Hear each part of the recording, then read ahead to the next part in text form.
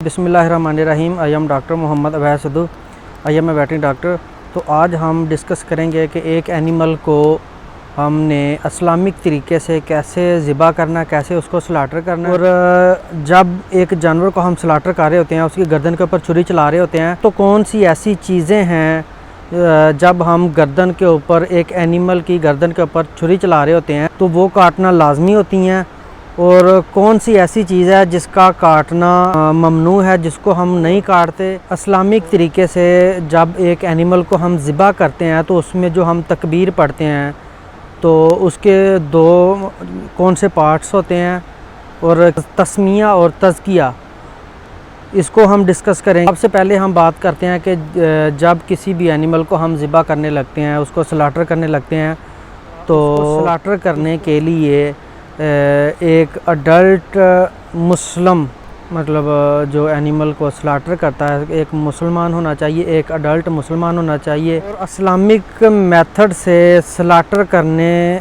के लिए जो हम अल्फाज अदा करते हैं, जो हम तकबीर पढ़ते हैं, उसके दो पार्ट्स हैं। एक होता है तस्मिया और एक होता है तज़किया। तस्मिया का मतलब है बिस्मिल्लाह, या हम तज़किया में हम पढ़ते हैं अल्लाहु अकबर।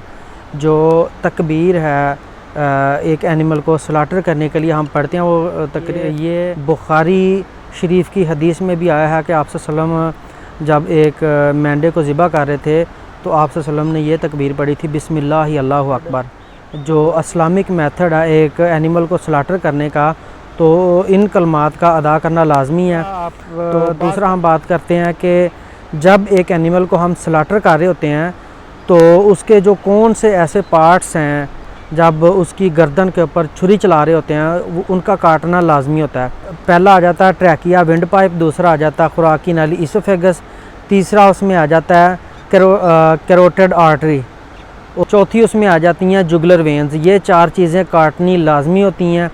और पांचवी चीज़ बाज़ कात जो बुचर्स हैं या जो कुछ कसाई हजरात हैं वो बाज़ कात नर्वस सिस्टम का जो पार्ट होता है, स्पाइनल कार्ड होता है, जो जिसे हम हराम मगज़ भी कहते हैं, उसको काट देते हैं। वो इसलिए काटते हैं, वो कहते हैं कि इसको हम काट देते हैं कि जानवर की जो जान है वो आसानी से निकल जाए, हालांकि वो ये गलत करते हैं।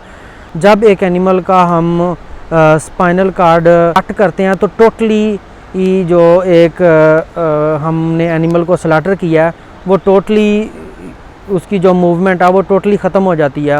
जो फड़फड़ा रहा होता है, जो उसकी मसल्स की मूवमेंट आ रही होती हैं, जो वो अपने ट्रार्कस में जो ब्लड वेसल्स होती हैं, जो कैपिलरीज होती हैं, तो उनमें जो ब्लड है वो ड्रेन नहीं होता, ड्रेन ऑफ नहीं होता, वो ब्लड वेसल्स में जमा हो जाता है। उसकी बॉडी में पूरा जो ब्लड है वो ड्रेन ऑफ नहीं होता।